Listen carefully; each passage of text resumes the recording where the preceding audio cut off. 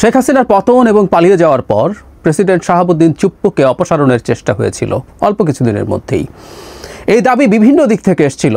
বিশেষ করে আমরা খেয়াল করেছি তখন এনসিপি হয়নি, বৈষম্য বিরোধী ছাত্র আন্দোলন এবং জাতীয় নাগরিক কমিটি ছিল, তাদের দিক থেকে দাবি তোলা হয়েছে, বেশ সময়সীমা বেঁধে দেওয়া হয়েছিল শহীদ মিনার থেকে, আমাদের সম্ভবত মনে থাকার কথা।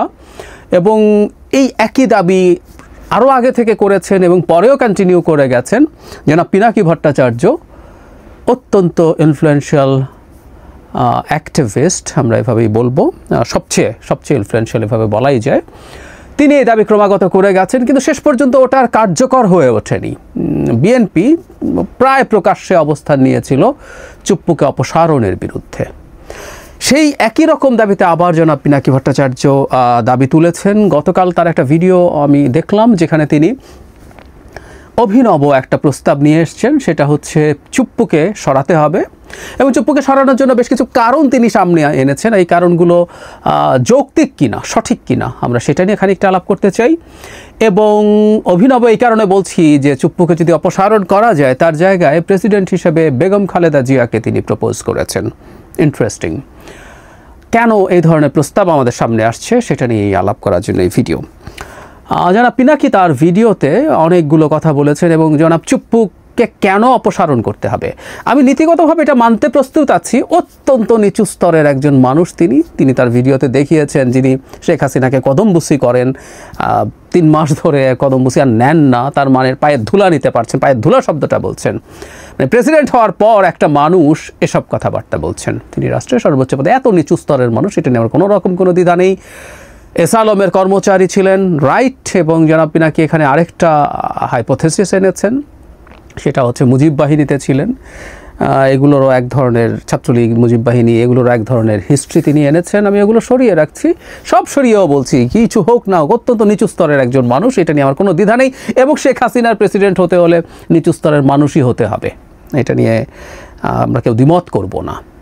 এবং এটাও সত্য, শেখ হাসিনার নিযুক্ত এই মানুষটা দেশের সর্বোচ্চ পদে রয়ে গেছেন, এটাও শোভন না, সব কিছু আমরা একমত।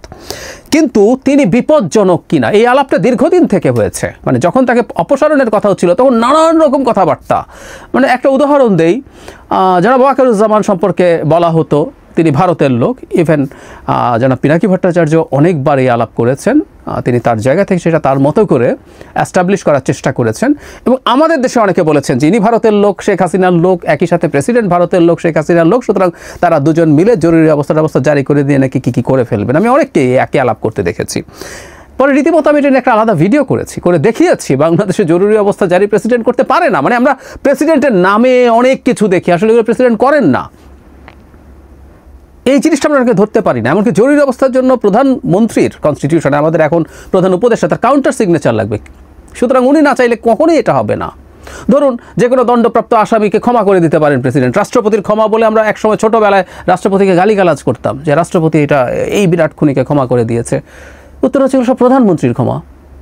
কনস্টিটিউশন আর্টিকেল 48(3) খুব ক্লিয়ারলি লেখা আছে, খুব বেসিক কনস্টিটিউশন আন্ডারস্ট্যান্ডিং আমাদের যারা আছে আমরা তারা জানি যে দুটো কাজ, একটা প্রধানমন্ত্রী নিয়োগ করা এবং আরেকটা হচ্ছে প্রধান বিচারপতি নিয়োগ করা।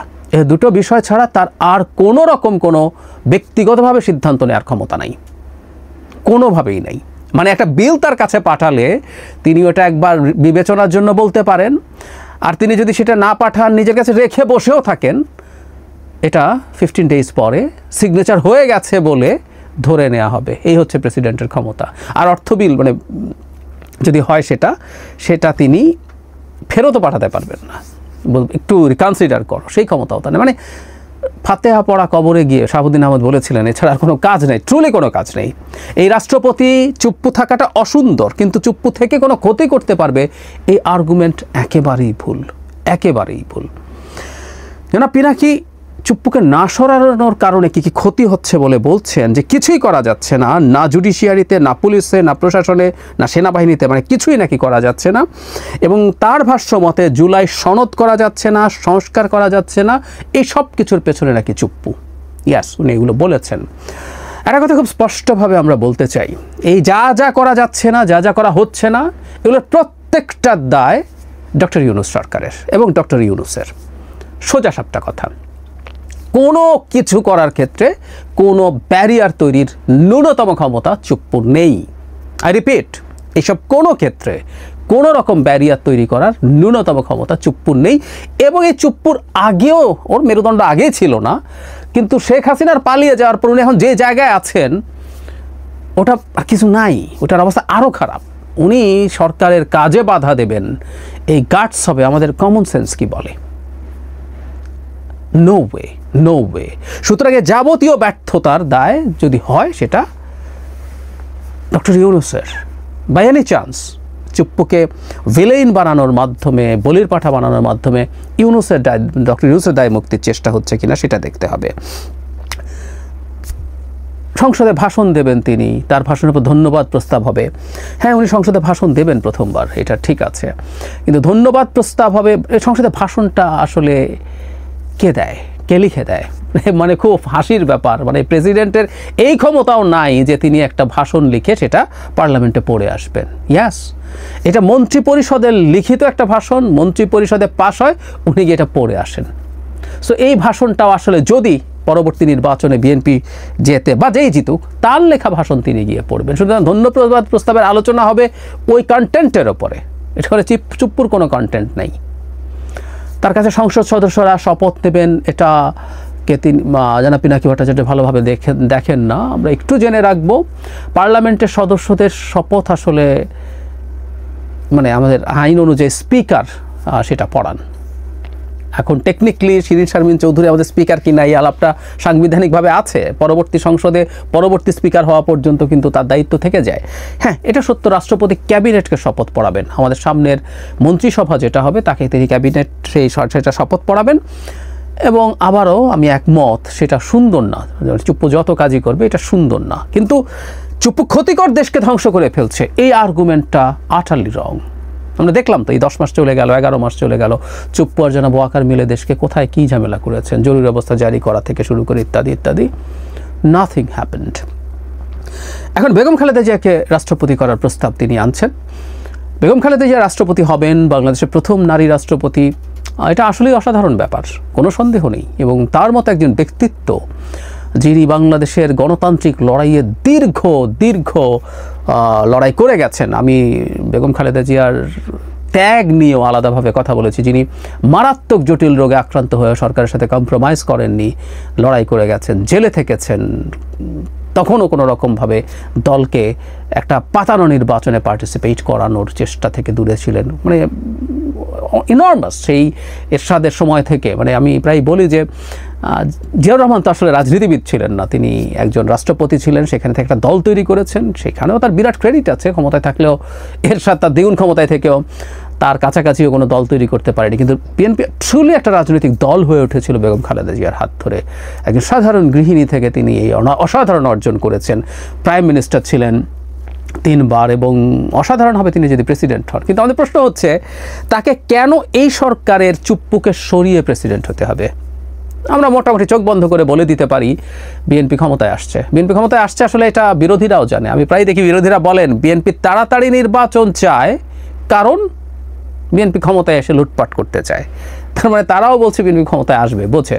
তো তাই যদি হয় বিএনপি তাদের নিজেদের ভোটে বেগম খালেদা জিয়াকে রাষ্ট্রপতি বানাবেন, একটা নির্বাচিত সংসদ। এখন অবশ্য এই সংসদের এখনও রাষ্ট্রপতি কীভাবে নির্বাচিত হবে পুরোপুরি সম্ভবত শেষ হয়নি আলোচনা। এই পার্লামেন্টের ভোটের বাইরেও একটা ডিফারেন্ট ইলেকটোরাল কলেজের আলাপ আছে, যেখানে লোকাল গভর্নমেন্টকেও ইনক্লুড করার আলাপ আছে।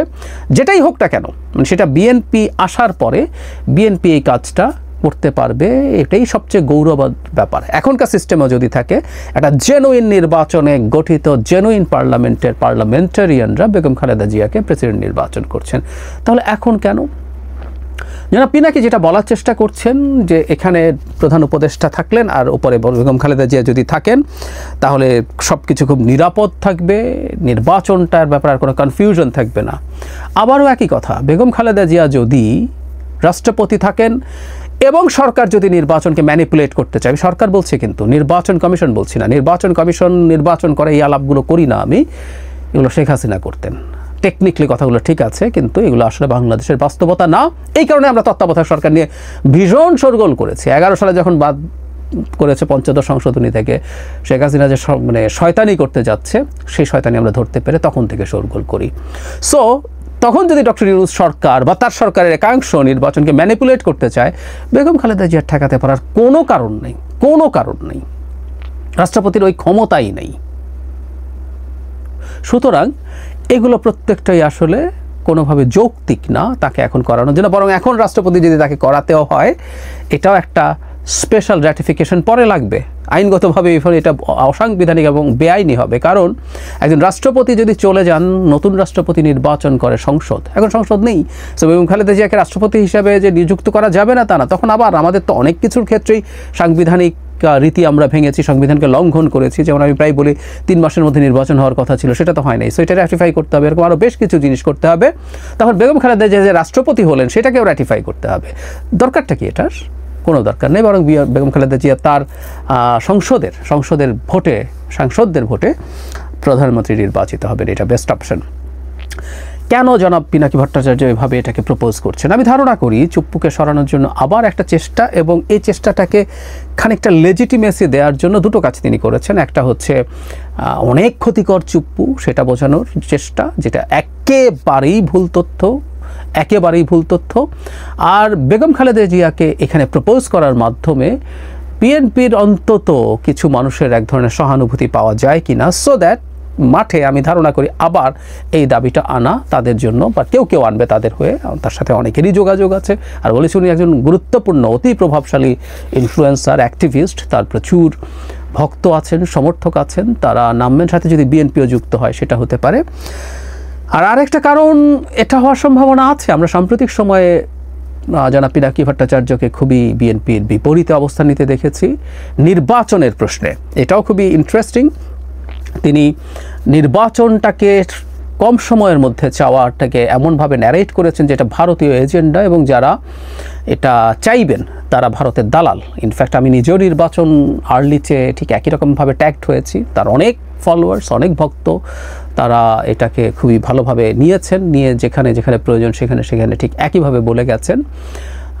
আমরা তারপরে এটা ব্যক্তিগতভাবে আমার কাছে খুব ভালো লাগে যে তিনি অন্তত এখন এই যে নির্বাচন ফেব্রুয়ারিতে হওয়ার সম্ভাবনা আছে, তিনি একটা ভিডিওতে ফেব্রুয়ারিতে নির্বাচন হলে ভালো হবে বলছেন, যেটা আদতে তার আগের যে অবস্থান, এটাও খুবই দ্রুত নির্বাচন। তিনি তো চেয়েছিলেন যে 5 বছর সরকার থাকবে, সেটারও একটা ফর্মুলা তিনি দিয়েছিলেন, তাতে ভারতের আধিপত্যবাদ বা সব কিছুকে মোটামুটি সামলে পরবর্তী সরকার আসতে পারবে। কিন্তু তার জায়গায়ও এখন তিনি ফেব্রুয়ারিতে নির্বাচন অ্যাগ্রি করছেন, এবং সেটা এক অর্থে মানে বিএনপি যা চাইছে, ইভেন শুধু বিএনপি না, মানে এই নির্বাচনটা সেনাপ্রধান চেয়েছেন, তিনিও, এবং যারা চেয়েছে প্রত্যেকে তো আসলে দালাল হয়ে গিয়েছিল ভারতের। কিন্তু তিনি এখন এই ব্যাপারে অ্যাগ্রি করছেন আমরা ধারণা করি, এবং এই নির্বাচনটা ফেব্রুয়ারির দিকে তার সমর্থন আছে। তার যে অবস্থানগত পরিবর্তন, সেটার কারণেই তিনি হয়তো বিএনপির যে সাপোর্টার্স আছে তাদের প্রতি তিনি একসময় খুবই হার্শ ছিলেন, দলের প্রতি খুবই হার্শ ছিলেন।